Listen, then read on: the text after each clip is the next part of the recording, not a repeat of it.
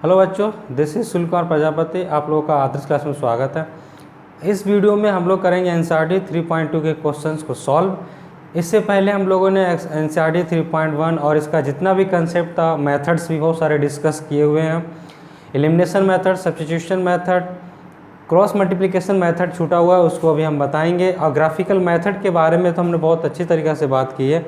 अगर आपको इसके वीडियो और देखने हैं, इससे पहले के टॉपिक्स के वीडियो देखने हैं, तो आप मेरे चैनल के प्लेलिस्ट में जाइए, वहाँ पर आपको इसके टॉपिक्स मिल जाएंगे। वहाँ पर चैनल में मैंने प्लेलिस्ट बना कर रखी है, लीनियर इक्वेशन इन 2 वेरिएबल। आप उस पर जाएंगे तो वहाँ पर जितने भी वीडियो हैं इसके सब अवेलेबल हैं, आप वहाँ पर जा कर के इसको देख सकते हैं। ठीक है, तो आज हम लोग कर रहे हैं क्वेश्चन किसके, एक्सरसाइज 3.2 का। तो आइए, सबसे पहला क्वेश्चन, मैं क्वेश्चन यहाँ पढ़ता हूँ, आपका क्वेश्चन स्क्रीन पर शो करेगा, आप स्क्रीन पर पढ़ सकते हैं। ठीक है, तो देखिए सबसे पहला जो क्वेश्चन है ये बोल रहा है कि क्वेश्चन नंबर 1 में, ठीक है, क्वेश्चन नंबर 1 में बोल रहा है कि form the pair of linear equation in the following problems. Pair of linear equations बनाने हैं and find their solution graphically, और ग्राफिकली उनका सोल्यूशंस भी निकालना है। तो सबसे पहला क्वेश्चन नंबर 1 के अंदर में पहला कंडीशन है, क्या दे रखा है, आपका क्वेश्चन स्क्रीन पे शो करेगा, आप देख सकते हैं। 10 students of class 10 took part in mathematics quiz. एक मैथमेटिक्स क्यूज़ हो रहा है, उसमें 10 बच्चों ने पार्टिसिपेट किया है, क्लास 10 के 10 बच्चों ने। If the number of girls is 4 more than the number of boys, यानी कि गर्ल्स की संख्या बॉयज़ की संख्या से 4 ज़्यादा है, तो find the number of boys and girls who took part in the quiz. तो बताना कितनी गर्ल्स हैं और कितने बॉयज़ हैं जिन्होंने क्विज़ में पार्टिसिपेट किया। तो ऐसे क्वेश्चंस को हम लोग क्या करते हैं, लेट करके बनाते हैं। हम लोग लिख लेते हैं कि let the number of girls, क्या लेट कर लेते हैं, एक्स। सेम उसी प्रकार से नंबर ऑफ बॉयज़, इसको क्या लेट कर लेते हैं, वाई। तो अकॉर्डिंग टू द क्वेश्चन में बोल रहा है कि क्लास 10 के 10 बच्चों ने मैथमेटिक्स के क्विज में पार्टिसिपेट किया है, 10 बच्चों ने, यानी कि गर्ल्स और बॉयज़ की संख्या मिलाकर के कितना है, 10 है। तो x plus Y is equal to कितना आ गया, 10। ये पहली कंडीशन आप यहाँ लिख देंगे अकॉर्डिंग टू क्वेश्चन, ये पहला स्टेटमेंट। अगेन क्वेश्चन में स्टेटमेंट क्या दे रखा है कि number of girls is 4 more than number of boys. Question में दे रखा है कि नंबर ऑफ गर्ल्स इज 4, ठीक है, 4 मोर देन बॉयज़, यानी कि गर्ल्स की संख्या जो है लड़कों की संख्या से 4 ज़्यादा है। तो अकॉर्डिंग टू द क्वेश्चन के अकॉर्डिंग x जो है y से कितना है, 4 ज़्यादा है, यानी कि y से 4 ज़्यादा है, इसलिए y में 4 हमने मिला दिया। तो लड़कियां और लड़कों की संख्या क्या हो जाएगी, सेम। जबकि लड़कियों की संख्या 4 ज़्यादा है तो लड़कों की संख्या 4 कम होगी। तो लड़कों की संख्या में 4 अगर हम ऐड कर दें तो आंसर क्या आ जाएगा, इक्वल आ जाएगा। तो आप इसको सॉल्व कर लीजिए। तो यहाँ से सॉल्व करेंगे तो x माइनस वाई, ठीक है, इज इक्वल टू क्या आ गया, 4। तो ये 2 इक्वेशंस यहाँ से प्राप्त हो जाते हैं, कि इक्वेशन नंबर 2 और एक इक्वेशन नंबर 1। हमने आपको ग्राफ बनाने बहुत सिंपल तरीक़ा से बताया है। आप क्या कर सकते हैं, इसके कोऑर्डिनेट्स को निकालें। तो कैसे कोऑर्डिनेट निकालेंगे, चलिए आइए सॉल्व करते हैं। सबसे पहला इक्वेशन क्या हमारे पास, कि x plus Y is equal to 10। हमने बताया था कि आप कोशिश करें हमेशा कोऑर्डिनेट एक्सिस के ग्राफ को निकालने, यानी पॉइंट को निकालने की। कोऑर्डिनेट एक्सिस के पॉइंट कब निकलते हैं, जब आप किसी एक एक्सिस के कोऑर्डिनेट को 0 रखें, दूसरा का वैल्यू फाइंड आउट करें, दूसरा को 0 रखें, पहले वाले का वैल्यू फाइंड आउट करें। तो जैसे मान के चलिए कि अगर हम लिख रहे हैं कि अगर हमने लिखा है इसमें एफ एक्स इक्वल टू 0, तो यहाँ 0 पुट करेंगे तो आपके पास y की वैल्यू कितनी आ जाएगी, 10। अगर आपने x की वैल्यू 0 रखी तो y की वैल्यू 10 आ गई। तो कोऑर्डिनेट आपके पास क्या आ जाएगा, 0,10। अगर आपने y इक्वल टू 0 रखा है तो x इक्वल टू कितना आ जाएगा, 10। तो यहाँ से कोऑर्डिनेट आ जाएगा आपके पास 10,0। तो ये 2 कोऑर्डिनेट्स आए इक्वेशन नंबर 1 के। सेम उसी प्रकार से फ्रॉम इक्वेशन 2, ठीक है, फ्रॉम इक्वेशन 2 से भी आप जो है ग्राफ को बना सकते हैं, पॉइंट्स को निकाल सकते हैं। क्या इक्वेशन आपके पास, इक्वेशन है x minus y is equal to 4। अगर आपने x इज इक्वल टू 0 रखा है तो y इज इक्वल टू -4 प्राप्त हो जाएगा आपको। और कोऑर्डिनेट क्या बन जाएगा, कोऑर्डिनेट बन जाएगा 0, -4। अगर आपने y की वैल्यू को 0 लिया है तो x इज इक्वल टू कितना आ जाएगा, 4। कोऑर्डिनेट क्या जाएगा, 4, 0। ठीक है, आप क्या करें, इसको आप इधर राइट डाउन कर लीजिए, इसको हम रफ करके इसका ग्राफ जो हम बना देते हैं। चलिए आइए इसका ग्राफ को ड्रॉ कर लेते हैं। इसको आप स्क्रीन को पॉज करके नोट कर लीजिए। तो ग्राफ बनाना बहुत इजी है। आप जब ग्राफ को बनाएंगे कहाँ पर, ग्राफ पेपर पर, तो एग्जैक्ट सॉल्यूशंस आपको मिलेंगे, क्योंकि बोर्ड पर मैं जस्ट आपको समझा रहा हूँ तो आपको यहाँ पर समझना है। बाकी ग्राफ को आप जब ड्रॉ करेंगे ग्राफ पेपर पे तभी एग्जैक्ट आंसर आपको फाइंड आउट होगा। ठीक है गाइस, तो मैं यहाँ पर जस्ट आपको ड्रॉ करके दिखाऊँगा फॉर्मेलिटी के लिए, जिससे आपको समझ में आना चाहिए कि ग्राफ कैसे ड्रॉ किया जा रहा है। जस्ट फॉर्मेलिटी यहाँ पर मैं पूरी करूँगा आपका ग्राफ को ड्रॉ करके। ठीक है, चलिए आइए,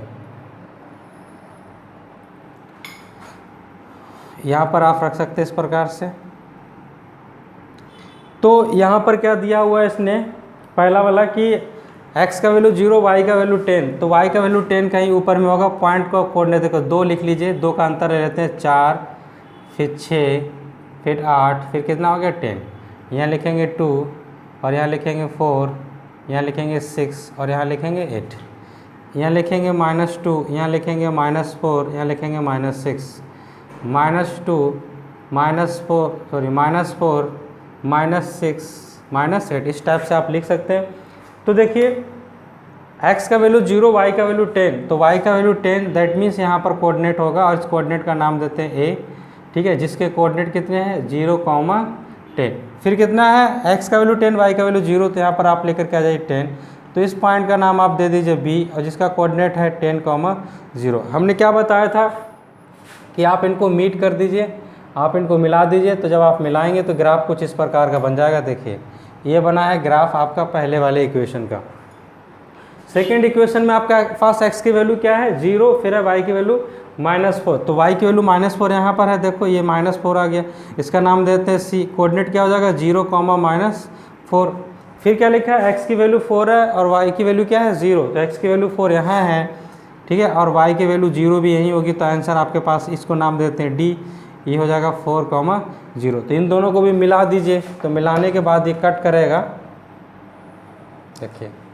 ठीक है, ये आपस में क्या कर गया, इंटरसेक्ट किया, तो कहाँ इंटरसेक्ट किया, यहाँ पर। तो यहाँ का जो भी x और y होगा वो दोनों एक दूसरे को क्या कर रहा होगा, सेटिस्फाई। तो क्योंकि यहाँ पर एग्जैक्ट आपको नहीं पता चल पा रहा है, क्या नहीं पता चल पा रहा है कि कितना x का वैल्यू आएगा, कितना y का वैल्यू आएगा, क्यों, क्योंकि हमने जो ग्राफ है अभी हमने इसको वाइट बोर्ड पे ड्रॉ किया और यही ग्राफ को हम ग्राफ पेपर पे ड्रॉ करते हैं तो हमारा आंसर जो था वो एग्जैक्ट पता चलता। क्या पता चलता है, एग्जैक्ट। तो अब रही बात ये कि हमको कैसे पता चले कितने लड़के थे, कितने है ना गर्ल्स थी, तो कितने लड़के थे कितने गर्ल्स थी, तो इसके लिए हमने जो इक्वेशंस लिखे थे उसके माध्यम से आपको हम आंसर बता देते हैं। पहला हमारे पास क्या था, x + y = 10, दूसरा था x - y = 4। अगर हम इन दोनों को ऐड कर दें तो y कटेगा तो ये हो जाएगा 14। ठीक है, तो यहाँ से x की वैल्यू कितनी आ जाएगी 14/2 यानी कि 7। तो गर्ल्स की संख्या है 10, सॉरी गर्ल्स की संख्या कितनी है 7, यानी कि गर्ल्स, ठीक है, गर्ल्स की संख्या है 7, जबकि बॉयज़ की संख्या कितनी है 3। तो this is the right answer. आप इसको आंसर यहाँ से लिख सकते हैं। यानी कि ये जो कट किया है कहाँ पर कट किया, x = 7 और y = 3 पर, तो कोऑर्डिनेट आ जाएगा आपके पास 7, 3। तो ये आंसर हो गया आपका। आप इसको नोट डाउन कर लीजिए, स्क्रीन को पॉज करके हम लोग बढ़ते हैं नेक्स्ट क्वेश्चन की तरफ। ठीक है, चलिए आइए नेक्स्ट क्वेश्चन की तरफ मूव करते हैं।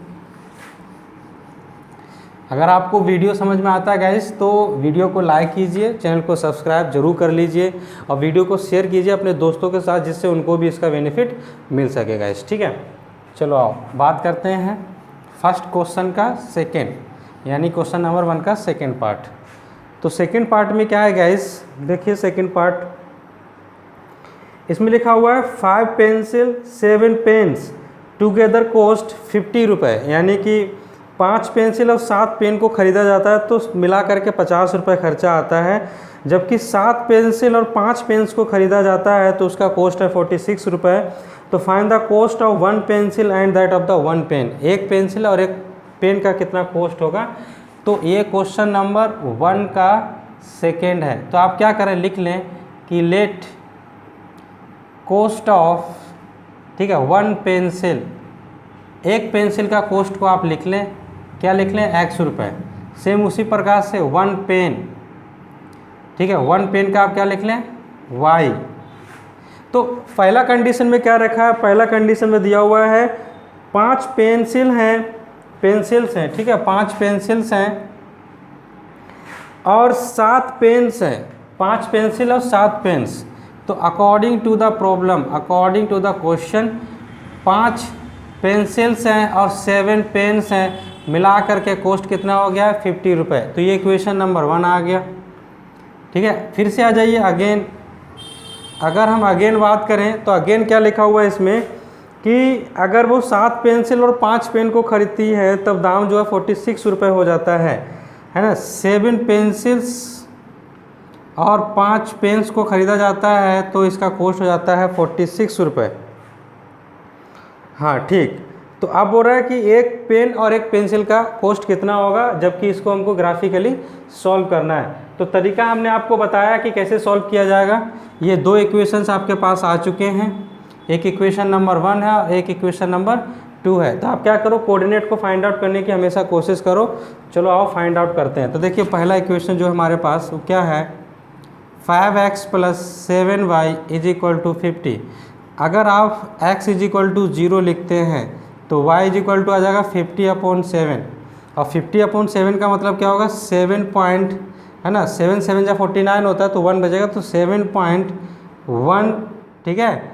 फिर 10 3 यानी कि 4 समथिंग लाइक आएगा, इस प्रकार से आप लिख सकते हो। तो कोऑर्डिनेट आपके पास क्या आ जाएगा, अगर आप कोऑर्डिनेट लिखना चाहें तो x का वैल्यू 0 और y का वैल्यू 50/7। सेम उसी प्रकार से कि अगर इफ़ y = 0 है तो x = आ जाएगा 50/5 यानी कि 10, तो कोऑर्डिनेट आ जाएगा 10,0। ये आ गया आपका पहले इक्वेशन का कोऑर्डिनेट्स। चलिए आइए दूसरे इक्वेशन के बारे में बात करते हैं। दूसरा इक्वेशन हमारे पास क्या है, 7x + 5y = 46। तो आप लिख सकते हैं 7x + 5y = 46। यहाँ से आप क्या करें, वही चीज़ लेट करें कि लेट x = 0, तो y के वैल्यू निकालेंगे तो 46/5 आएगा, और 46/5 का मतलब 5 9 जा 45 होता है, तो 9 पॉइंट, ठीक है, 9.2 आ जाएगा, क्योंकि एक बचेगा, पॉइंट लगाओ 10, तो 9.2। यानी कि अगर इसका पॉइंट को लिखना चाहें तो 0, है ना, 0,46/5, ये आ गया हमारे पास पॉइंट। अगर हम y = 0 लिख रहे हैं तो x की वैल्यू कितनी आ जाएगी, 46/7, क्योंकि 7 जाएगा डिवाइड में, तो 7 से भागा दो तो 7 6 जा 42 होता है, 7 6 जा 42 होता है, यानी कि 6 पॉइंट बचेगा कितना, 4, फिर 40 हो जाएगा, तो 7 5 जा 35, फिर 5 बचेगा, तो इसको आप इस तरह लेट करके लिख सकते हैं। तो कुल मिलाकर के कोऑर्डिनेट हो जाएगा 46/7, 0। तो this is the coordinate of 2 equations. तो ये कोऑर्डिनेट्स आए हैं, आप इसको नोट डाउन कीजिए जिससे हम इसका ग्राफ इधर बना सकें, ठीक है। चलिए आइए बात करते हैं इसका ग्राफ पर। ग्राफ बनाना बहुत इजी है गाइस, ठीक है, ग्राफ बनाना आपको आना चाहिए।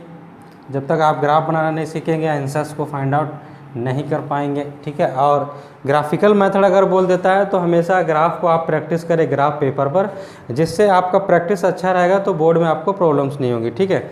चलिए आइए इसका ग्राफ बनाते हैं। क्योंकि यहाँ पर हम बोर्ड पे बता रहे हैं तो जस्ट फॉर्मेलिटी आपको निभा रहे हैं कि कैसे ग्राफ को बनाया जाता है, ये मैं बता रहा हूँ आपको। क्योंकि यहाँ पर एग्जैक्टली आपको पॉइंट्स पता नहीं चलेंगे गाइस, तो जब एग्जैक्टली पॉइंट पता नहीं चलेगा तो हम एग्जैक्टली वैल्यू को भी फाइंड आउट नहीं कर पाएंगे बोर्ड पर। तो एग्जैक्टली वैल्यू को फाइंड आउट करने के लिए हम तो यहाँ पर इक्वेशंस को सॉल्व कर देते हैं, लेकिन जब आप ग्राफ बनाओगे ग्राफ पेपर पे तो वहाँ पर आपको आंसर जो है एग्जैक्टली वहाँ पर पता चल जाता है, ठीक है। तो वही चीज़ क्या करो, 1 2 3 4 5 6 हो गया, सॉरी 5 यहाँ होगा, फिर हो जाएगा 6, थोड़ा और बढ़ा देते हैं इसको, ठीक है, ये हो जाएगा 7। आप यहाँ लिख लीजिए 1 2 3 4 5 6 7, थोड़ा और ऊपर बढ़ा लीजिए, ये हो गया 8। चलिए अब हम बात करते हैं, जैसा कि हमने इसको बताया था, सबसे पहले इसको आप इंडिकेट कीजिए। x का वैल्यू 0, y का वैल्यू क्या है 50/7, यानी 7 पॉइंट समथिंग कुछ होगा, तो हम थोड़ा सा ऊपर में ले लेते हैं यहाँ पर, ठीक है। ये तो हो जाएगा 0,50/7, इसका नाम दे देते हैं a। दूसरा कितना है 10, तो इसको 10 के लिए हमको और थोड़ा सा आगे बढ़ाना होगा, इसको 10 तक लेके जाना होगा। ये हो गया 8, ये हो गया 9 और यहाँ लिख लेते हैं 10। तो इस पॉइंट का नाम 10 है, इस पॉइंट को हमने 10 पे मार्क किया है और इसका नाम देते हैं बी। ये हो जाएगा 10, 0। अभी हम क्या कर रहे हैं, इसको मिला देते हैं, ठीक है। इसको यहाँ से मिला करके खींच देते हैं और ये बन जाएगा हमारा इक्वेशन का ग्राफ, पहले वाले इक्वेशन का ग्राफ। तो देखिए ये हमारे पास आ चुका है लाइन फर्स्ट इक्वेशन का, ठीक है। सेकेंड इक्वेशन में क्या है, x का वैल्यू 0, y का वैल्यू है 46/5। तो x का वैल्यू 0 तो आपको इधर मिलेगा 46/5, 9 पॉइंट समथिंग कुछ होता है। इसको और आगे बढ़ा दीजिए, ठीक है, और आगे बढ़ाएंगे तो यहाँ पर आ जाएगा 9। तो यहाँ से ऊपर से इसको खींचेंगे ऊपर से, ठीक है। इस पॉइंट का नाम देते हैं C और इसका कोऑर्डिनेट हो जाएगा 0,46/5। नेक्स्ट क्या है 46, दूसरा है 46/7। 46 मतलब 6 पॉइंट समथिंग कुछ आएगा, तो 6 पॉइंट यहाँ पर हो जाएगा। इसको यहाँ मार्क कर लेते हैं, इसका नाम देते हैं D। ये हो जाएगा 46,70, ठीक है। इसको मिला दीजिए यहाँ से। तो जब आप इसको यहाँ से मिलाएंगे तो इस प्रकार से ये यहाँ से गुजरेगा, ठीक है। यहाँ से गुजरा और यहाँ कट किया, यहाँ पर आकर के देखिए यहाँ कट किया और यहाँ का जो x, y होगा, तो x क्या बताएगा आपको, पेंसिल का कोस्ट, जबकि y क्या बताएगा, पेन का कोस्ट, ठीक है। तो ये तो हो गया ग्राफ का मेथड। जबकि हमको आंसर इसका फाइंड आउट करना है, तो हम कैसे पता करेंगे कि x का वैल्यू कितना था, यानी कि एक पेंसिल का दाम कितना था, और y का दाम यानी कि एक पेन का दाम कितना था, ठीक है। तो आप ग्राफ को पहले लिख लीजिए, बना लीजिए, उसके बाद हम इसको इक्वेशन को सॉल्व करके इसके आंसर को भी फाइंड आउट करके बता देते हैं, ठीक है, with the help of using equations. Graph को आप नोट डाउन कर लीजिए, ठीक है। चलिए आइए बात करते हैं हम लोग अब। तो एक इक्वेशन तो हमारे पास लिखा हुआ है, दूसरा इक्वेशन को भी लिख लेते हैं। आप ग्राफ को बना लें, ठीक है, जिससे आपका क्वेश्चन बहुत इजीली तरीक़ा से बन सके। चलिए आइए, तो अब हम दोनों को सॉल्व करके आपको बताते हैं कि क्या x की वैल्यू आएगी और क्या y की वैल्यू आएगी। तो हमारे पास कितने इक्वेशंस थे, 2 इक्वेशंस थे। कौन कौन, एक तो था 5x + 7y = 50 और एक था 7x 5y = 46। 2 इक्वेशंस थे। क्या करो आप इसको सॉल्व कर लो एलिमिनेशन मेथड की हेल्प से, क्योंकि हमने उसको पढ़ा के रखा है आपको।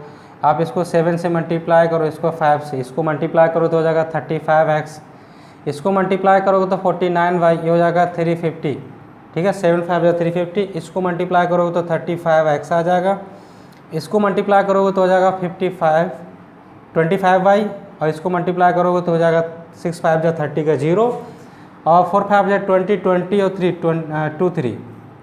इसको माइनस कीजिए, ये माइनस हो जाएगा, कट गया। यहाँ से आ जाएगा 24y, इसको आप माइनस करेंगे, 0 में से 0 गया, 5 में से 3 गया तो 2 बचा, 3 में से 1 गया तो 2 बचा, ठीक है। तो आप क्या कर सकते हैं, इसको डिवाइड में लेके जा सकते हैं, तो आंसर आ जाएगा 120/24। इसको काटेंगे तो आंसर आ जाएगा 5, ठीक है। इसको काटेंगे तो आंसर क्या आ जाएगा 5, यानी कि पेन का जो कॉस्ट है वो है 5 रुपये। पेन का कॉस्ट कितना है, 5 रुपये। तो कॉस्ट ऑफ पेन, ठीक है, पेन का जो कॉस्ट है वो गाइस है 5 रुपये।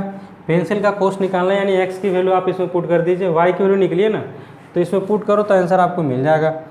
तो 5x + 7 × 5 = कितना है 50, तो ये हो जाएगा 5x, यहाँ से हो जाएगा 35, ये हो गया 50। तो 5x = हो जाएगा 50 - 35, तो x का वैल्यू हो जाएगा 15/5, यानी आंसर कितना आ गया 3, ठीक है। तो यानी कि पेंसिल, तो एक पेंसिल का दाम 3 रुपये है, जबकि पेन का दाम कितना है 5 रुपये, ठीक है। तो ये मैंने अलग से क्यों इसका आंसर सोल्यूशन बताया, क्योंकि ग्राफ की जो ग्राफ मैंने बताया उस ग्राफ में यहाँ पर बोर्ड में आपको एग्जैक्टली पॉइंट नहीं पता चल पाते हैं गाइस। तो एग्जैक्टली पॉइंट जब पता नहीं चल पाएंगे तो उसका सोल्यूशन हमको निकालना मुश्किल हो जाता है। जबकि आप ग्राफ में बनाएंगे तो ग्राफ में आप हर एक चीज़ को एग्जैक्टली वहाँ पर फाइंड आउट कर पाएंगे, तो आंसर आपको इजीली पता चल जाएगा, ठीक है। चलो आप बढ़ते हैं नेक्स्ट क्वेश्चन की तरफ। चलिए बच्चों आप बात करते हैं क्वेश्चन नंबर 2 पे। देखिए क्वेश्चन नंबर 2 में क्या लिखा हुआ है, on comparing the ratio A1/A2 B1/B2 C1/C2 find out whether the lines representing the following pair of linear equation at a point, ठीक है, फिर आर पैरेलल्स, ठीक है, फिर आर कोइंसिडेंट। देखिए बच्चों ये बातें हमने आपको बताई थी कि लाइन्स पॉइंट पर कब इंटरसेक्ट करेंगी। मैं यहाँ कंडीशन लिख देता हूँ, ठीक है, एट ए पॉइंट। वैसे मैंने बता दिया, फिर भी अगर आपको पता नहीं है तो मैं फिर से लिख देता हूँ।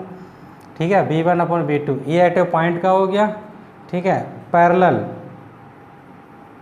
पैरेलल के लिए क्या होता है, A1/A2 is equal to B1/B2 not equal to C1/C2 parallel.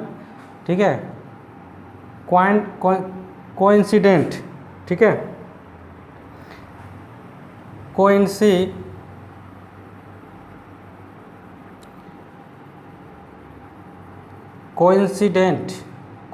की कंडीशंस क्या होती है, A1/A2 is equal to B1/B2 is equal to C1/C2। तो ये 3 बातें हैं जो आपको पता रखनी है हमेशा। ठीक है, इन्हीं के माध्यम से जो है हम लोग क्वेश्चंस को बनाएंगे, इन्हीं की हेल्प से हम लोग जो है क्वेश्चंस को सॉल्व करेंगे।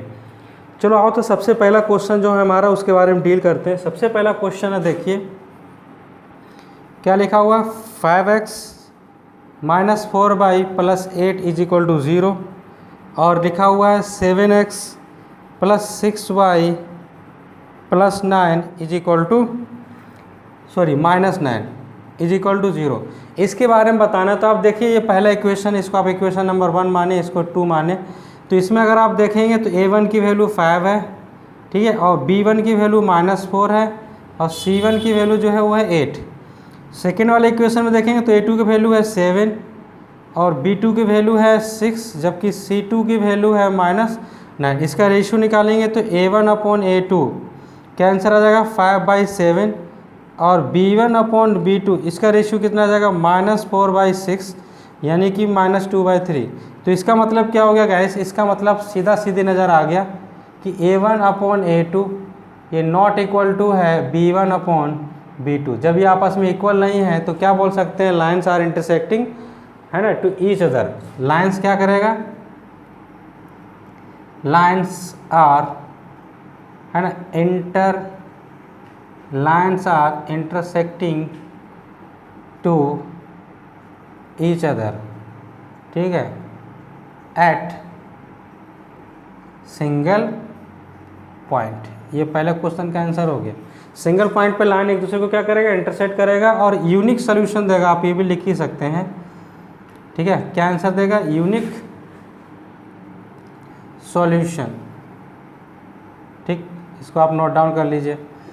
दूसरा क्वेश्चन क्या है गाइस, दूसरा क्वेश्चन है 9x + 3y + 12 is equal to 0, 18x 6y + 24 is equal to 0।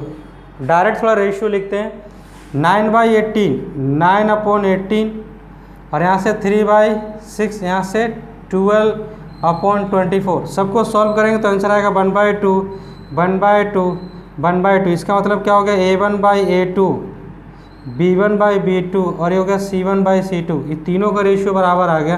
तो देखो कौन सा आ गया, ये वाला कंडीशन आ गया। तो लाइन क्या कर जाएगा, कोइंसिडेंट कर जाएगा।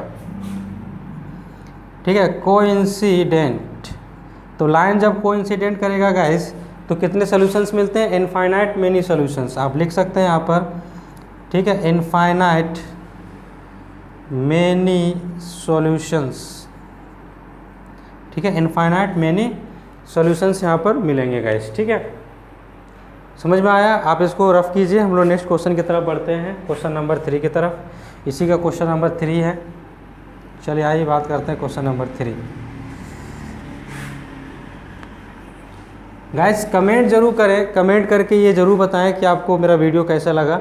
ठीक है, अगर आप कमेंट करेंगे तो मुझको ये पता चलता है कि हाँ कुछ तो मेरे अंदर कमी है या मेरे अंदर कुछ है जिससे आप लोगों को लगता है कि हाँ ठीक है। लेकिन अगर आपको कोई चीज़ में सुधार चाहिए, जैसे मैं बहुत तेज़ पढ़ाता हूँ या बहुत स्लो पढ़ाता हूँ, ठीक है, हैंड राइटिंग, जो भी जैसा भी आपका सजेशन है, जो आपका ओपिनियन रहता है, उसके आधार पर आप एक कमेंट ज़रूर करें। ठीक है, वीडियो देखने के बाद आप 100% कमेंट करें। ठीक है, चलिए आइए बढ़ते हैं। इसी का क्वेश्चन नंबर 3 क्या लिखा है। क्वेश्चन नंबर 3 में क्वेश्चन दिया हुआ है 6x - 3y + 10 is equal to 0, और यहाँ लिखा हुआ है 2x - y + 9 is equal to 0। इसका रेशियो देखिए 6/2। 6/2 मतलब 3, और यहाँ हो जाएगा -3/-1 यानी कि 3, यहाँ हो जाएगा 10/9। तो कुल मिलाकर के अगर आप देखें तो 3 = 3 नॉट इक्वल टू 10/9। तो इसका मतलब क्या हो गया, ये क्या आंसर, ये क्या बताना चाहता है कि A1/A2 B1/B2 not equal to C1/C2, ये बराबर नहीं है। तो देखिए कौन सा कंडीशन आया है ना, थर्ड कंडीशन आया, यानी कि लाइंस क्या आपस में पैरेलल्स हैं। और पैरेलल लाइन जो होती हैं उनको सॉल्यूशन, कोई सॉल्यूशंस नहीं देती, उनको क्या बोलते हैं, नॉन कंसिस्टेंट बोला जाता है उनको, ठीक है, नॉन कंसिस्टेंट इनको बोला जाता है। और जो एक सॉल्यूशंस देती हैं उनको कंसिस्टेंट, जो इनफाइनाइट सॉल्यूशंस होती हैं उनको कंसिस्टेंट बोला जाता है गाइस, ठीक है। तो देखिए ये हुआ क्वेश्चन नंबर 2, आई होप आपको समझ में आया होगा। चलिए आइए आप स्क्रीन को पॉज करके इसको नोट डाउन कर लीजिए, नेक्स्ट क्वेश्चंस को देखते हैं। तो क्या है हमारे पास, ये देखिए क्वेश्चंस में कुछ नहीं है, बस आपको कंडीशंस पता होनी चाहिए। अगर आप कंडीशंस पता होंगी तो आप आगे के क्वेश्चंस को बहुत अच्छी तरीक़ा से डील कर पाएंगे। ये तो बहुत सिंपल क्वेश्चंस हैं, जब इसमें कांस्टेंट टर्म्स घुसा देगा के पी है ना, एल एम एन, ये सब घुसा देगा, अब बोलेगा इस सब की वैल्यू फाइंड आउट कीजिए। अगर pair of linear equation consist है और इनफाइनाइट सॉल्यूशंस हैं, कंसिस्ट है, यूनिक सॉल्यूशंस हैं, ठीक है, इनकंसिस्टेंट है, तो उस समय ये नहीं बोलेगा आपको कि A1/A2 जो है B1/B2 बराबर है, वहाँ कंडीशंस लिखी हुई रहेंगी, इनकंसिस्टेंट, कंसिस्टेंट और इनकंसिस्टेंट, ये चीज़ें लिखी हुई रहेंगी। अगर आप इनके बारे में नहीं जानेंगे, नहीं आपको दिमाग में रहेगा, तो आप क्वेश्चंस कैसे बनाएंगे बोर्ड में। और क्वेश्चन 100% बोर्ड में आता है, आप ये बात को याद रखें हमेशा, ऐसा नहीं है कि क्वेश्चन नहीं आता है, क्वेश्चन 100% बोर्ड में आता है गाइस, ठीक है। चलो आओ बात करते हैं नेक्स्ट क्वेश्चन, क्वेश्चन नंबर 3 देखिए। क्वेश्चन नंबर 3 जो है वो क्या लिखा है इसने कि 3/2x और यहाँ लिखा है 5/3y इज इक्वल टू कितना है 7। दूसरा है आपके पास 9x, ठीक है, 9x minus 10y is equal to कितना है 14। आप इसका रेशियो निकालिए तो A1/A2 यानी कि 3/2/9, इसको सॉल्व करेंगे तो आंसर कितना आ जाएगा 3/2 × 9, इसको काटो 3 बार से कटेगा तो आंसर कितना आ जाएगा 1/6। अगर हम B1/B2 की वैल्यू निकालना चाहें, B1/B2, तो B1 कितना है 5/3, ये हो गया -10, इसको सॉल्व करेंगे तो 5 - 10 × 3, इसको काटेंगे 2 से 5 से काटेंगे, 2 बार में 5 से काटेंगे तो आंसर आ जाएगा -1/6। लेकिन ऊपर वाला तो प्लस में, ये वाला नेगेटिव है, तो इसका मतलब क्या हो गया, इसका मतलब होगा कि A1 जो है वो not A1/A2 not equal to B1/B2, ये आपस में इक्वल नहीं है। तो इक्वल नहीं है तो कौन सा कंडीशन से आ गया, ये कंसिस्टेंट का, ठीक है, कंसिस्टेंट और एट ए सिंगल पॉइंट, ये भी याद रखना, सिंगल पॉइंट यानी कि यूनिक सॉल्यूशन देगा ये, ठीक है। कैसा सॉल्यूशन देने वाला है आपको, यूनिक सॉल्यूशन, ठीक है गाइस, आई होप आपको समझ में आया होगा, ठीक है। चलो अब बढ़ते हैं नेक्स्ट क्वेश्चन की तरफ, क्वेश्चन नंबर 4। क्या लिखा है 4 है, क्वेश्चन नंबर 4 दिया हुआ guys, 5x - 3y is equal to 11, और एक लिखा हुआ है -10x, ठीक है, plus 6y is equal to -22। इसका भी सॉल्व करना है आपको और बताना है कि क्या आंसर होगा। चलिए आइए पहले हम लोग A1/A2 को निकालते हैं, तो आंसर हो जाएगा 5/10 यानी कि -1/2। अब निकालते हैं B1/B2, क्या आ जाएगा -3/6 यानी कि -1/2। अब निकालते हैं C1/C2, क्या आ जाएगा 11/-22 यानी कि -1/2। तो सब तो बराबर आ गया, सब क्या आ गया बराबर। तो आप क्या लिख सकते हो कि A1/A2 ये बराबर है B1/B2 और ये बराबर है C1/C2। सबका रेशियो गैस जो है वो बराबर है, ठीक है। तो आप क्या बोलोगे, कंसिस्टेंट है, ठीक है, कैसा है, कंसिस्टेंट और इनफाइनाइट सॉल्यूशन देगा, ठीक है, इनफाइनाइट सॉल्यूशन। क्यों, क्योंकि लाइन जो है वो कोइंसिडेंट कर रही हैं एक दूसरे को, ठीक है। इसको आप लिख लीजिए। चलिए बढ़ते हैं, एक और क्वेश्चन है इसमें, क्वेश्चन नंबर 5, उसको भी देख लेते हैं। तो देखिए क्या क्वेश्चंस हैं, देखिए गाइस जितने भी क्वेश्चंस हैं, ठीक है, बहुत सिंपल सा, बहुत आसान क्वेश्चंस हैं, आप बहुत आराम से कर सकते हैं हर एक क्वेश्चंस को। ठीक है। जैसा मैं बार बार आपको बताता हूँ कि जितने भी क्वेश्चंस हैं आप उनको कीजिए, फिर side book R D Sharma, Harsh Agarwal, M L. Agarwal, जो आपको समझ में आती है बुक को बनाइए, और जिस बुक से आपको पूछना हो उस बुक से आप मुझसे क्वेश्चंस को पूछ सकते हैं। ठीक है, कमेंट कीजिए, कमेंट में बोलिए कि सर ये क्वेश्चंस का सोल्यूशंस, आप अपना नंबर सेंड कीजिए व्हाट्सअप नंबर में, आपको वहाँ पर सोल्यूशन प्रोवाइड करूँगा। ठीक है, क्वेश्चन नंबर 5 क्या लिखा हुआ है? क्वेश्चन है कि 4/3x + 2y = 8, और एक क्वेश्चन है आपके पास 2x + 3y = कितना लिखा हुआ है? 12। इसका सोल्यूशन करना, देखिए क्या आंसर आएगा। a1/a2 यानी कि 4/3 / 2, तो आंसर क्या आएगा? 4/3 × 2। इसको काटेंगे 2 बार में तो आंसर आएगा 2/3। दूसरा आंसर है b1/b2, कितना आंसर है? 2/3।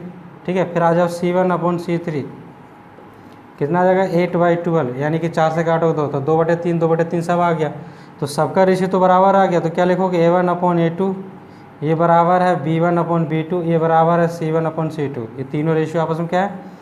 बराबर है। तो बराबर है तो एक कंडीशन क्या हो जाएगा? कंसिस्टेंट। क्या कंडीशन हो जाएगा? कंसिस्टेंट। कंसिस्टेंट का मतलब क्या हो गया? ठीक है, इनफाइनाइट। ठीक है, इनफाइनाइट मेनी सॉल्यूशंस। ठीक है, इनफाइनाइट मेनी सॉल्यूशंस। तो this is the answer of this questions. अगर आपको क्वेश्चन समझ में आया, वीडियो समझ में आया, तो वीडियो को लाइक, चैनल को सब्सक्राइब कीजिए और वीडियो को शेयर कीजिए अपने दोस्तों के साथ। ठीक है, फेसबुक के थ्रू, व्हाट्सएप के थ्रू, जैसे भी आपको सुविधा लगता है आप वीडियो को शेयर कीजिए। कमेंट करके ये ज़रूर बताइए कि वीडियो कैसा है। ठीक है, आवाज़ फास्ट है या मेरा टीचिंग फास्ट है, स्लो है, कैसा है, नहीं है, आप कमेंट करके ज़रूर बताएं, तो जिससे मैं उसको इम्प्लीमेंट कर सकूं आने वाले वीडियोस पर। ठीक है, चलो अब हम लोग आगे के क्वेश्चंस को करते हैं। क्वेश्चन नंबर 3 में लिखा हुआ है, on comparing the ratios a1/a2, b1/b2 and c1/c2, find out whether the pair of linear equations are consistent or inconsistent। Ratio को पता फाइंड आउट करके आपको कंसिस्टेंट और इनकंसिस्टेंट बताना है। तो कंसिस्टेंट और इनकंसिस्टेंट के बारे में हमने आपको बताया था कि देखिए एक बार फिर से आप जान लीजिए कंसिस्टेंट किसको बोला जाता है। कंसिस्टेंट दो होते हैं, कौन कौन होते हैं? एक तो रेशियो a1/a2 अगर बराबर नहीं आए b1/b2 के तब कंसिस्टेंट होगा। दूसरा a1/a2 = b1/b2 = c1/c2, ये दो कंसिस्टेंट होते हैं। इनकंसिस्टेंट कौन सा होता है? ठीक है, इनकंसिस्टेंट होता है आपका सिंगल, वो भी कौन सा? a1/a2, ठीक है, = b1/b2 not equal to c1/c2। ये इनकंसिस्टेंट का कंडीशन है, यानी कि पैरेलल लाइन। ये वाला जो लाइन है गैस, ये होता है पैरेलल लाइन, इसमें कोई सोल्यूशन नहीं निकलता, इसमें इंटरसेक्टिंग, ठीक है, ये इंटरसेक्टिंग लाइंस का है, और ये हो गया आपका कोइंसिडेंट। ठीक है, कोइंसिडेंट लाइंस का है।